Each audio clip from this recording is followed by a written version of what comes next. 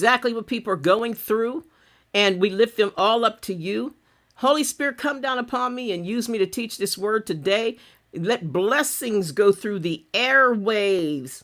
Cause the prince of the power of the air not to be able to catch our prayers, Lord God, or hear us when we talk to you.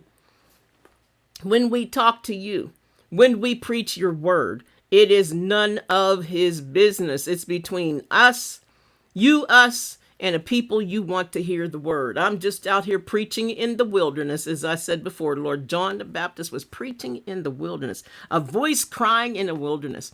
And that's what I'm doing, Lord. So without you, I won't be able to. And everybody else on here, I lift them all up, all those that follow our ministry. I pray for their households, their children, their health, their finances, their ministries. In Jesus' name, you said, no weapon formed against us shall prosper, and everything that rises up against us in judgment we shall condemn.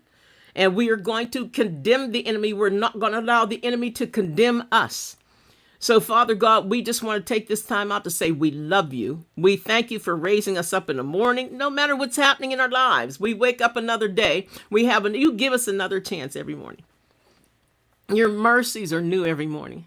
And for that, we thank you. In Jesus' holy name, amen. Hallelujah and amen. God's mercies are new every morning, folks. You know, some people don't like to confess.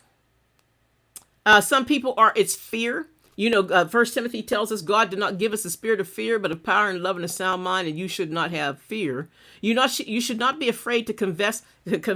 And we're going to study some, write down, get your pens and pencils and whatever, or maybe your notes on your phone or whatever, write these scriptures down, okay?